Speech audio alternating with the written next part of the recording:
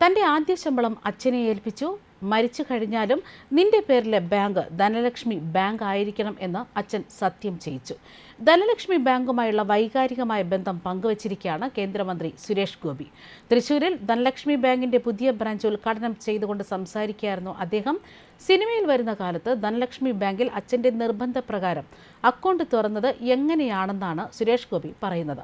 തൻ്റെ ആദ്യ ശമ്പളം അച്ഛനെയാണ് താൻ ഏൽപ്പിച്ചതെന്നും അച്ഛൻ തന്നെയും കൂട്ടിപ്പോയത് ധനലക്ഷ്മി ബാങ്കിലേക്കാണെന്നും സുരേഷ് ഗോപി പറയുന്നു.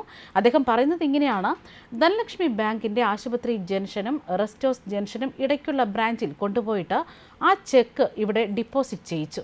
എന്നിട്ട് ഞാൻ മരിക്കുന്നത് വരെ നീ ഇത് ചെയ്യണം എന്ന് ഞാൻ പറയില്ല. മരിച്ചു കഴിഞ്ഞാലും നിന്റെ പേരിലെ ബാങ്ക് ധനലക്ഷ്മി ബാങ്ക് ആയിരിക്കണമെന്ന് അച്ഛൻ സത്യം ചെയ്യിച്ചു. ഇതാണ് സുരേഷ് ഗോപിയുടെ വാക്കുകൾ. അതേസമയം തൊഴിലുറപ്പ് പദ്ധതിയുടെ സമയമാറ്റം തൻ്റെ പരിഗണനയിലാണെന്ന് വ്യക്തമാക്കുകയാണ് കേന്ദ്രമന്ത്രി സുരേഷ് ഗോപി. വനിതാ തൊഴിലാളികൾക്ക് വൈകിട്ട് 4 മണിക്ക് മുമ്പ് വീട്ടിലെത്താൻ സൗകര്യം ഒരുക്കുമെന്നും അദ്ദേഹം വ്യക്തമാക്കുന്നു. തൻ്റെ അധികാര പരിധിയിൽ വരുന്ന വിഷയം അല്ലെന്നും എന്നാൽ കേന്ദ്രത്തിൽ സമ്മർദ്ദം ചെലുത്തുമെന്നും അദ്ദേഹം ഇത് വ്യക്തമാക്കുകയാണ്.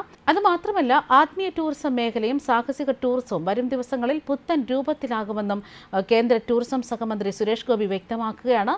ത്രിപുര ടൂറിസം വകുപ്പ് ഉദ്യോഗസ്ഥരുമായി നടത്തിയ അവലോകന യോഗത്തിന് പിന്നാലെയാണ് മാധ്യമപ്രവർത്തകരോട് അദ്ദേഹം ഇക്കാര്യം വ്യക്തമാക്കിയത്. അതായത്, പ്രധാനമന്ത്രി നരേന്ദ്രമോദി 2 മലയാളം ചാനലുകൾക്ക് അഭിമുഖം നൽകുമ്പോൾ 2 പ്രധാന മോഡ്യൂളുകളായാണ് ശ്രദ്ധ കേന്ദ്രീകരിച്ചത്. ഇന്ത്യൻ ടൂറിസം എന്നാൽ കേരളമാണെന്ന് അദ്ദേഹം പറഞ്ഞു. ഇതിലൂടെ കേരള ടൂറിസത്തിൻ്റെ സത്ത അദ്ദേഹം എടുത്തുകാട്ടി. അതെന്നെ സംബന്ധിച്ചിടത്തോളം ഒരു സൂചകമാണ്. വിനോദസഞ്ചാര മേഖലയിൽ മികച്ച ഫലം ലഭിക്കുന്നതിന് ഈ ഘടകങ്ങളെല്ലാം രാജ്യം മുഴുവൻ ഉപയോഗിക്കണമെന്നാണ് ഞാൻ കരുതുന്നത്. ഇതുകൂടാതെ ആത്മീയ വിനോദസഞ്ചാരവും സാഹസിക ടൂറിസവും ഏറ്റവും പുതിയ രൂപത്തിൽ തന്നെ നടപ്പിലാക്കും എന്നാണ് ഇപ്പോൾ സുരേഷ് ഗോപിയും വ്യക്തമാക്കുന്നത്. മാത്രമല്ല, പുതിയ പദ്ധതികളെക്കുറിച്ച് ചോദിച്ചപ്പോൾ പല മികച്ച ആശയങ്ങളെക്കുറിച്ചും ചർച്ചകൾ നടന്നുകൊണ്ടിരിക്കുകയാണെന്നും അവ നടപ്പിലാക്കാൻ സമയം എടുക്കുമെന്നുമാണ് സുരേഷ് ഗോപി അറിയിച്ചിരിക്കുന്നത്. അതേസമയം പൊതുപരിപാടിയിൽ തനിക്കായി ഒരുക്കിയ ആഡംബര കസേരയോട് നോ പറഞ്ഞ സുരേഷ് ഗോപിയുടെ വീഡിയോ വൈറലാവുകയാണ്. സ്വച്ഛതാ പക്വാഡ 2024 പരിപാടിക്കായി ഒരുക്കിയ വേദിയിലാണ് ആഡംബര കസേര മാറ്റിച്ച് പ്ലാസ്റ്റിക് കസേരയാണ് സുരേഷ് ഗോപി സ്ഥാപിച്ചത്. പരിപാടിയിൽ പങ്കെടുക്കാനെത്തിയ അതിഥികളെ വേദിയിലേക്ക് ക്ഷണിക്കുന്നതിനിടെ സംഘാടകർ സുരേഷ് ഗോപിയുടെ നിർദ്ദേശപ്രകാരം കസേര മാറ്റുകയായിരുന്നു. മാറ്റിയ കസേരയിൽ സുരേഷ് ഗോപിയുടെ പേര് എഴുതിയിട്ടുണ്ടായിരുന്നു. പിന്നാലെ നിറഞ്ഞ കയ്യടികളോടെയാണ് കേന്ദ്രമന്ത്രിയെ കാണികൾ സ്വാഗതം ചെയ്തത്. ഈ വീഡിയോയും ഇപ്പോൾ സോഷ്യൽ മീഡിയയിൽ വൈറലായിക്കൊണ്ടിരിക്കുകയാണ്.